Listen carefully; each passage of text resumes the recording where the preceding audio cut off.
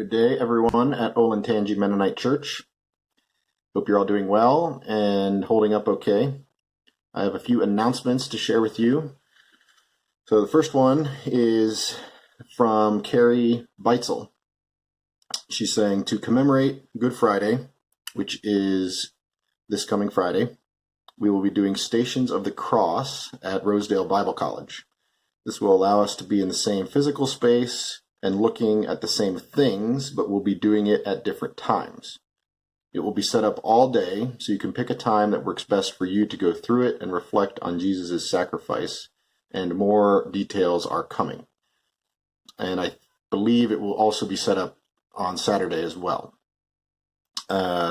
Next announcement, there will be prayer meeting on Monday. More details will be coming about that also. And finally, just so you can plan for this, next Sunday, which is Easter, the elders are planning to initiate a bigger group Zoom call and it would be welcome to anybody in the church to join in, where we will do a short liturgy, pray together, and have communion. So look for some details about that also. It is not fully planned yet, but we're trying to get something together where we would all be together, at least in a sense, for Easter, and make it a little more special than what we've been doing. So look to the Facebook page for those further details on those announcements. Thanks. Dear God, I just thank you for this day. Thank you that we can still get together as a church virtually and pray with one another. And I just thank you that we can, still get to hear from your word. And I just ask that you would speak through me, that it be you and not me, and that you would calm my nerves and, help me to be able to focus on what's important in speaking your word and not my fear. In Jesus' name, amen. All right. Hi, everyone. This is really weird. I don't normally do this recording myself, and so we'll see how it goes. I tried to do the whole thing that Dorvin and Andrew did with Zoom and the PowerPoint and everything, and it didn't work very well for me, so I'm trying this method to see how it goes. Hopefully it works. All right, so before we get started, let's read the passage. We're in Mark 5 today, 21 through 43, I think. Mark 5, 21 through 43. So I'm going to read that, and then we'll jump right in.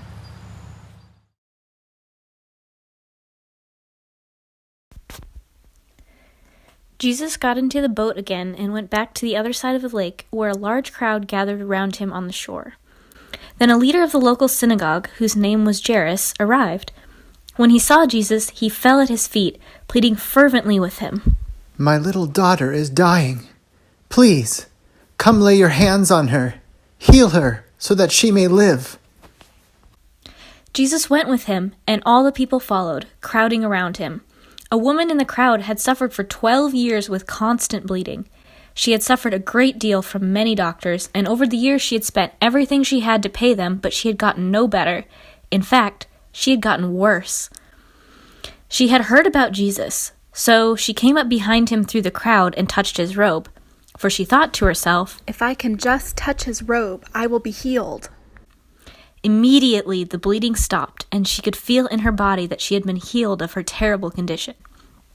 Jesus realized at once that healing power had gone out from him, so he turned around in the crowd and asked, "Who touched my robe?" His disciples said to him, "Look at this crowd pressing around you. How can you ask, 'Who touched me?'" But he kept on looking around to see who had done it. Then the frightened woman, trembling at the realization of what had happened to her, came and fell to her knees in front of him and told him what she had done. And he said to her, "Daughter, your faith has made you well. Go in peace." Your suffering is over. While he was still speaking to her, messengers arrived from the home of Jairus, the leader of the synagogue. They told him, Your daughter is dead. There's no use troubling the teacher now.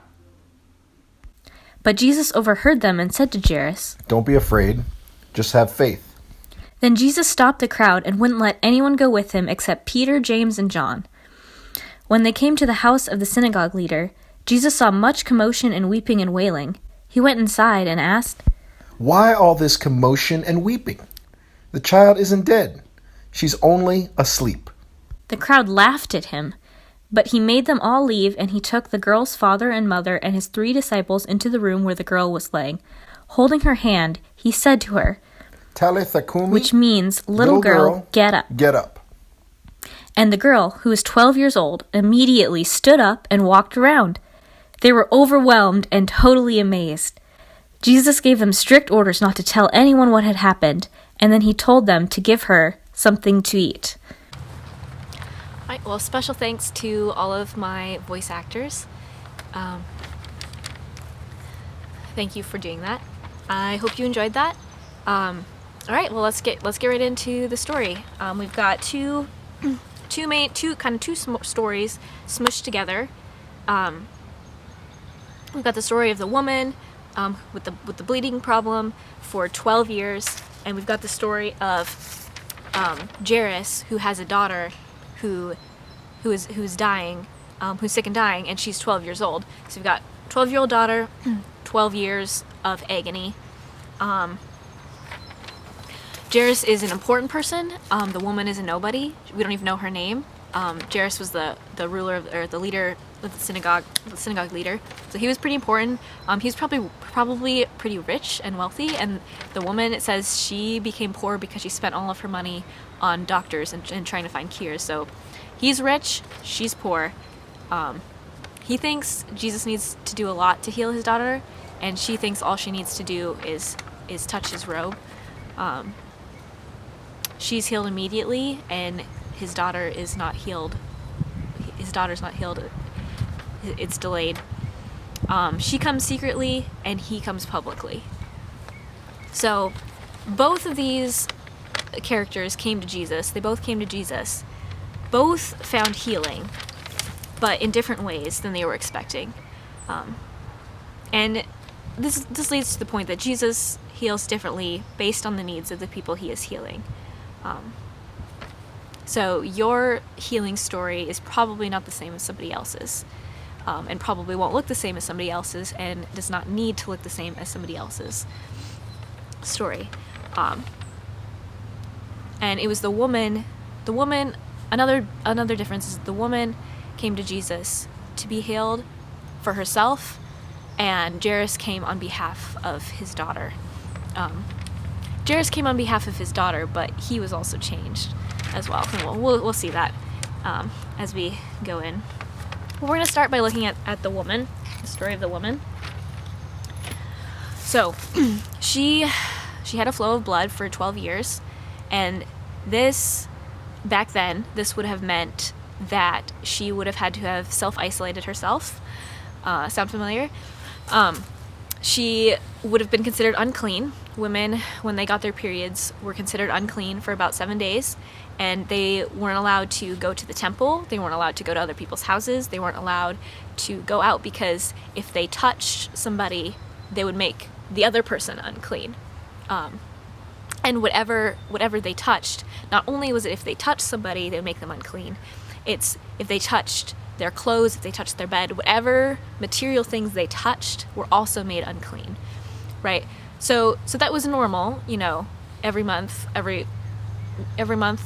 whenever, a woman got her period, she basically was unclean for 7 days and couldn't go out, couldn't touch people, had to do social distancing, social isolation, washing hands.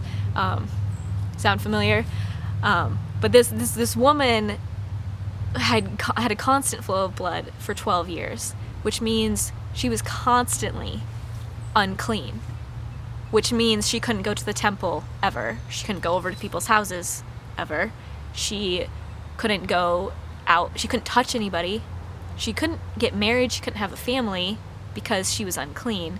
Like, this is the epitome of social distancing is not a new thing, guys. It has been around for a long time. This woman knew about social distancing and social isolation because she was doing it. But the difference between her and us is that she was the only one doing it. It wasn't everybody around her was also self-isolating. So there would have also been a lot of shame associated with her condition because she is unclean, and she would have been seen. It would have been seen as a shameful thing. It's shameful to be unclean. It's shameful. Would have been shameful. So this woman was desperate. She had been to all the doctors. She had tried. It says she suffered many things from many physicians. That means she's tried everything. Like, she's been to every doctor she can find. She's tried every cure she can find. She's desperate. Like, at this point, it's been 12 years. She has been in social isolation for 12 years. Can you imagine that? Because I know we're like a month in or something to social isolation, but like 12 years of not being able to come within 6 feet of somebody, not being able to give anybody a hug, not being able to have a family, not being able to go to church, not being able to go to the market. This is like her life for 12 years. Yeah, she was desperate. Like, not only was she in constant pain, physical pain, but imagine the emotional pain that she would have been in. And I think in thinking about this woman and the fact that she was in a lot of physical pain, she was also in a lot of emotional pain. It made me think about like what do we do with our emotional pain? How do we what different doctors and physicians do? Where do we go to find cures for our pain? Where do we go? Who do we try and go when we are socially isolated, and when we are feeling shame, feeling pain, feeling alone? Just, yeah, any type of pain, really. Where do we go to find a cure? So I kind of wrote this little poem. We'll see if I can read it. You want to numb the pain, so you take a trip to Dr. Pleasure. Drugs, pornography, Netflix are all medicines you can find there. Some of you say, that's not for me, so you turn instead to Dr. Me. Self-help books, if only I would. Do this, this, and this, I'd feel better, I could. Others visit Dr. Success, only to find out that more is less. Some of you say, I don't need a doctor. I'll just eat ice cream and cake and cookies and spaghetti. And then to numb the shame, some more ice cream and cake and cookies and spaghetti. The shame brings you to Dr. Religion. Following rules to be righteous, that will surely get you out of prison. Friends are also a good distraction. If I'm always with people, I won't need to take action. It's going to hurt a lot, but I'm so done. With going to doctors, they didn't help me, no, not one. The pain is too much, I can't bear it on my own. Dr. Jesus, will you still love me if I bare my heart and soul?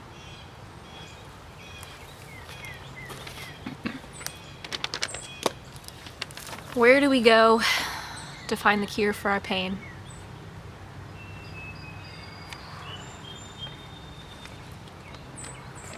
This woman had tried everything. She knew nothing else worked.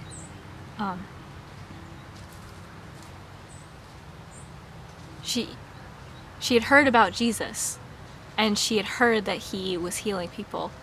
At this point, I don't know if I was the woman and I had tried for 12 years already all these different doctors and cures and stuff. If I heard about Jesus, I don't even know if I would have enough faith and belief in doctors anymore. Like, I don't even know if I would even try, because what's the use? Like, nothing's worked before. Why would Jesus work? Why would this other dude who's like going around healing people, why should this be true when nothing else has been true in my life? Why, nothing else worked, why would Jesus work? But she goes out anyway. She was so desperate that she was willing to try Jesus, even after everything. How desperate are you for Jesus? How desperate are we? I think sometimes, at least for me, I try all these other things first, and it's only when they don't work out that I become desperate enough to go to Jesus. I don't know why I don't just go to Jesus right away, but I think pain doesn't really want to be felt, and so we don't like to feel pain. I don't like to feel pain, at least. Maybe this is just me. I don't like pain. I don't like feeling things. I don't like being emotional. Because it hurts. So to numb the pain, we do a lot of things to try and numb the pain, actually. There's so many ways to try and drown out the pain. One time, one of my coworkers, I used to work at a restaurant. One of my coworkers, when we were talking about drinking, and I basically was like, I've never drank enough to get drunk before and pass out. And he was like, well, you must have never been in pain then. Which is not true. I have been in a lot of pain. Me and pain have a history. If you could get a doctor's or a master's degree in pain, I would have one by now. I would actually have a degree, because me and pain we have a history. So, which is not true. But he was basically saying that drinking alcohol to numb the pain is the only way to survive, and if you don't drink enough so you can't feel the pain, then you must not have pain. And I know that there are like other ways to, like, people numb the pain with drugs, or like I said, with food.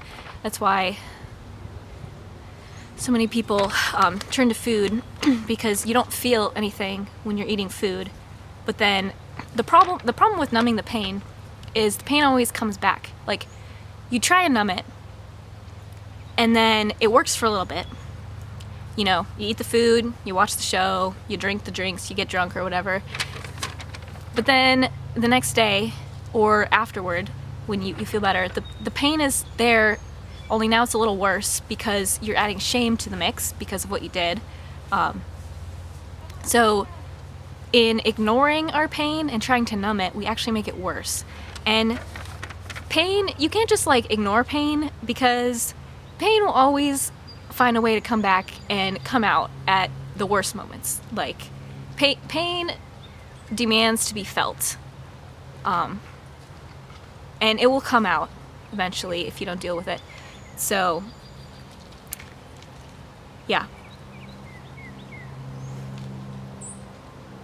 So this woman was in a lot of pain, and she had tried all these ways to be cured.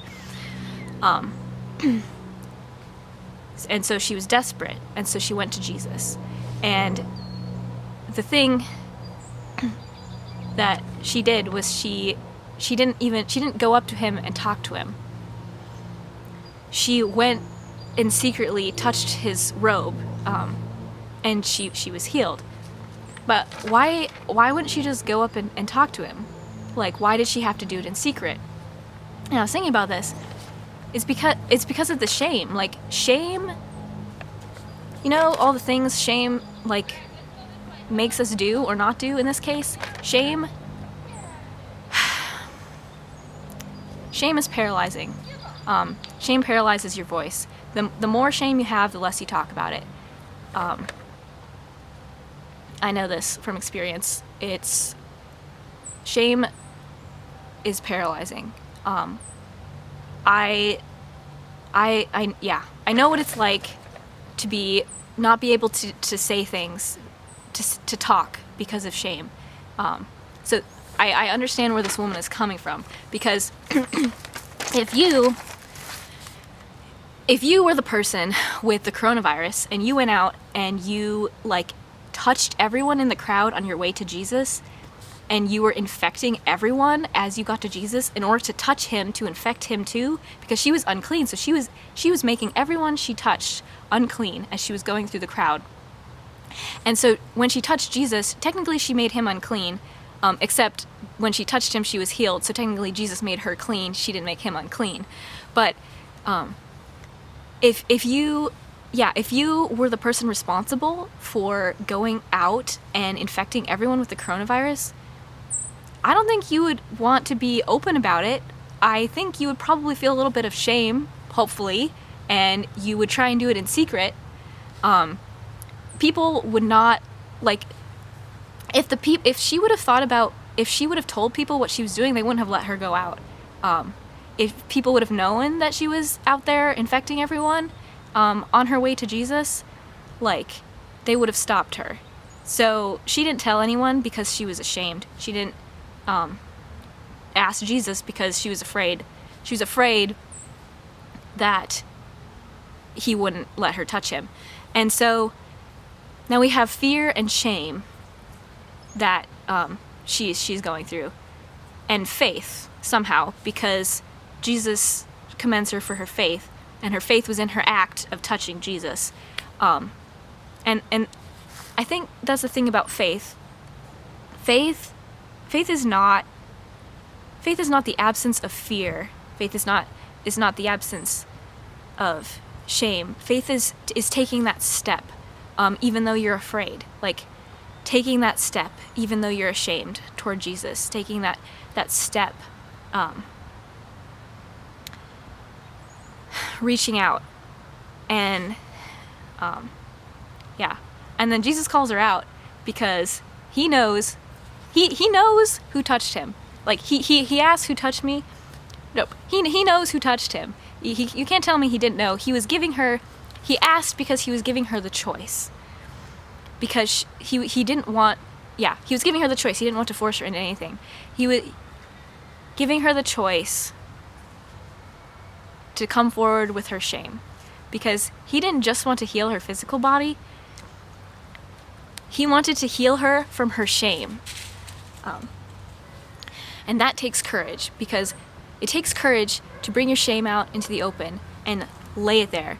For not just for Jesus to see, but it was for everyone. Like, the crowd was around her. Like, they all saw her, and they knew what she did. They knew she was the one with the coronavirus infecting everyone. Like, she was... But sorry, this is so exciting because vulnerability is what she was doing. She was being vulnerable. She was telling the truth. Vulnerability is the key to overcoming fear and shame. Vulnerability with God, specifically, is the key to overcoming fear and shame. I might be jumping ahead of myself, but when she left, Jesus told her to go in peace. She came in fear and shame, and she left in peace and joy, and she was healed. She comes, she tells Jesus everything. She lays her shame out, it's exposed. Her fear, she comes, her faith is not, her faith is coming even though she's afraid. It's coming even though she's ashamed. It's coming and stepping out and letting Jesus see her. See, that's the first step. The first step to vulnerability is visibility. Is letting Jesus see you. Coming to Jesus and being seen. And that's what she does. She steps out in faith and lets Jesus see her. And the second thing she does is she falls down and she tells him the whole truth. And that's the second part of vulnerability, is being honest. The first is visibility, and the second is being honest. Just be honest before God. Bring your shame and fear out into the light. I mean, what what are you afraid of? What's the root cause behind the fear, behind the shame? Shame says, I am not good enough. I am not holy enough. I am not, whatever, blank enough. Shame says, if I bring this out into the open, if I let people see me, they won't love me. Shame says, if I bring this to Jesus, shame says, if you really knew this about me, if you really knew blank, you wouldn't love me. Shame says, there's something wrong with me. Shame says, I am bad. Guilt is a little different than shame. Guilt is, I did something bad, and it leads to good things, leads to repentance. But shame is like debilitating. It's like, I am bad, and there's like something inherently wrong with me, and there's no hope. I can never get better. Shame is paralyzing. I don't really like shame. We're getting rid of shame by bringing it out into the open and exposing it at the feet of Jesus, because that's where shame loses its power, is when it's brought out into the open.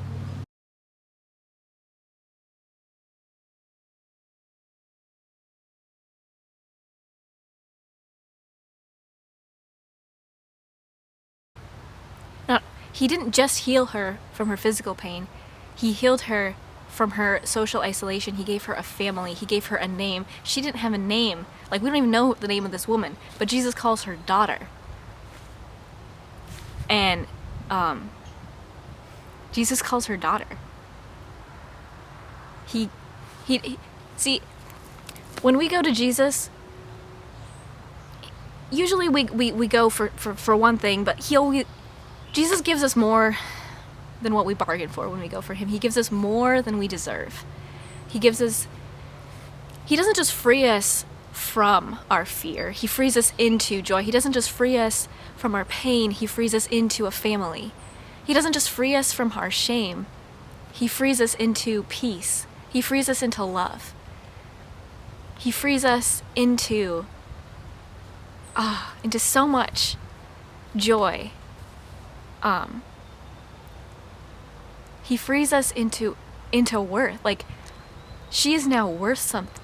She's now worth something. Shame can't tell her anymore that she is not worth anything, because Jesus gave her a name. He called her daughter. He loves her. And because Jesus loves her, she is now worthy of being loved. And so shame says, I am not worthy of being loved. Grace says, you are priceless. You are worthy of being loved because Jesus loved you. That's why you're worthy of being loved. She has a new identity. She's now a daughter. She's now part of a family. Like, she's coming from a place she couldn't have a family. She couldn't have a family until she met Jesus. She came in fear and shame, and she left in peace and joy with a family, with worth, freed from her shame, freed into a family. Because that's what Jesus does. In the meantime, though, we've got Jairus over here, who's probably watching this and thinking to himself, like, come on, Jesus, hurry this up, because my daughter's dying. Like, she doesn't have much time. Like, what are you doing? We don't have time for this. And he's right, because messengers come and tell him it's too late. Your daughter's dead. Have you ever been in, or maybe you are currently in that place where what you prayed about, like, Jesus didn't come in time, and the situation went from hopeless to beyond hope, and you don't understand why it happened and why Jesus didn't answer you. Maybe maybe you feel like he doesn't love you. Jesus tells Jairus, don't be afraid. Don't focus on what you don't know. That's what it is, right? Fear of not knowing. Because Jairus knew Jesus could heal the sick, but he didn't know that Jesus could raise people from the dead.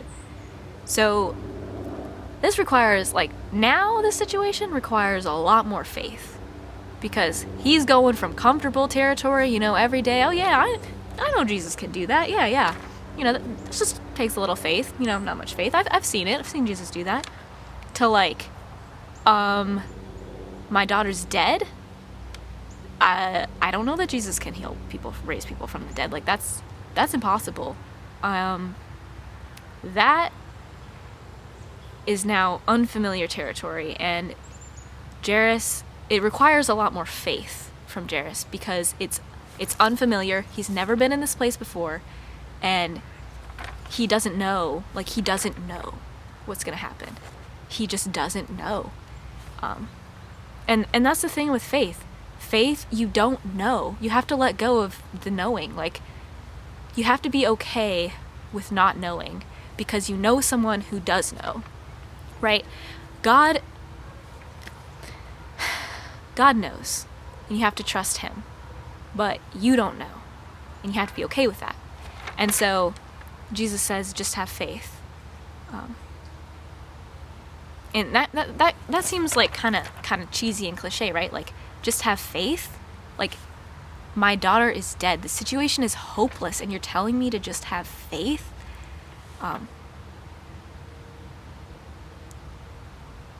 What he's doing, though,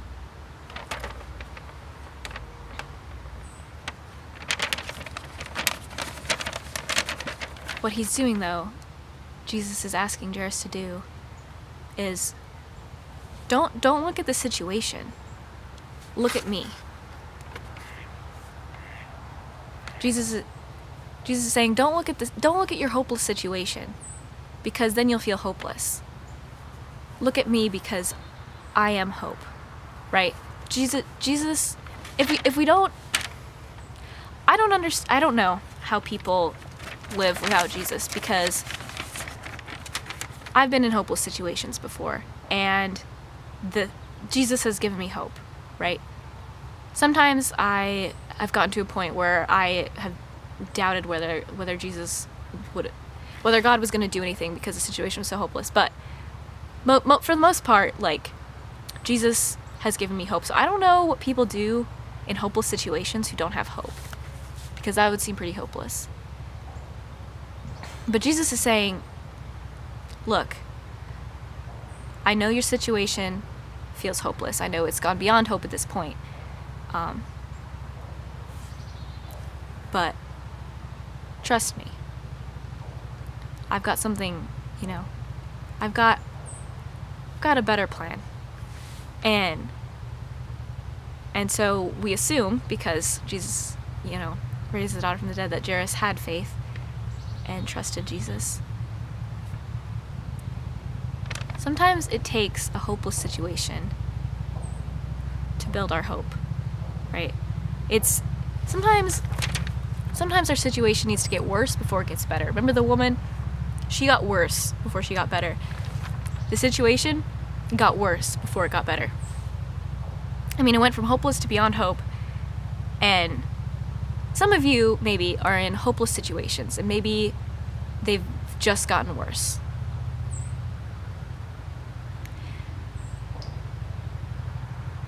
When your situation goes from hopeless to beyond hope, it requires more faith. And sometimes we just get to the point where it's I give up. God, this is gonna have to be you, because this situation is pretty hopeless at this point. There's nothing I can do anymore. It's gonna have to be you. And we stop, worrying about it and trying to take it into our own hands, because there's nothing we can do anymore. And that's the point where God steps in, right? It's the point where it's hopeless. And he does the impossible. He raises the dead.